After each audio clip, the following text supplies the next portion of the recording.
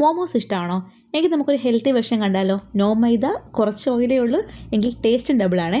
ഇതിന് വേണ്ടിയിട്ട് boneless chicken ഇതേപോലെ ഒന്ന് ക്രഷ് ചെയ്തെടുക്കുന്നുണ്ട് കേട്ടോ. ഇനി നമുക്ക് ഒരു പാൻ അടുപ്പിൽ വെച്ചൊന്ന് ചൂടായി വരുമ്പോഴത്തേക്ക് ബട്ടർ ഇട്ട് കൊടുത്തതിന് ശേഷം ഇഞ്ചി, വെളുത്തുള്ളി, പച്ചമുളക്, ചെറുതായി അരിഞ്ഞ സവാള ഇട്ട് കൊടുത്തൊന്ന് സോട്ട് ചെയ്യണം. ആവശ്യത്തിന് ഉപ്പും ചേർക്കുന്നുണ്ട്.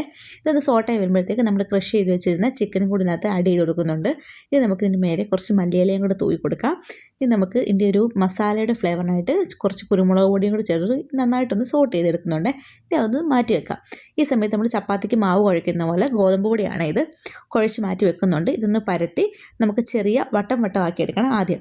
അതിനുശേഷം ഈ ഒരു വട്ടം നമ്മൾ അതിനെടുത്തതിന് ശേഷം അതിലേക്ക് നമ്മുടെ ഫില്ലിങ്സ് നേരത്തെ റെഡി ആയിരിക്കുന്ന കുറേശ്ശെ വെച്ച് കൊടുത്തതിന് ശേഷം നമ്മുടെ മോമോസിൻ്റെ ആ ഒരു ഷേപ്പിലേക്ക് ആക്കിയെടുക്കണം.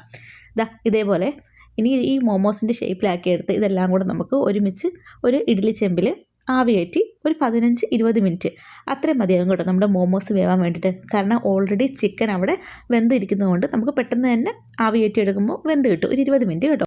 ഇത് നമുക്ക് ഒരു സ്പൈസി ചട്നിയോടുകൂടെ അടിപൊളി ടേസ്റ്റാണ്. വെയിറ്റ് ലോസ് ഒക്കെ ചെയ്യുന്ന ആൾക്കാരാണെങ്കിൽ ഈ ഒരു ഹെൽത്തി മോമോസ് ഒരിക്കലെങ്കിലും ട്രൈ ചെയ്ത് നോക്കണേ. അപ്പോൾ ഇതുപോലുള്ള ഹെൽത്തി റെസിപ്പീസിന് വേണ്ടി എന്നെ ഒന്ന് ഫോളോ ചെയ്താൽ മറക്കല്ലേ. അടുത്ത വീഡിയോയുമായി പിന്നീട് കാണാം.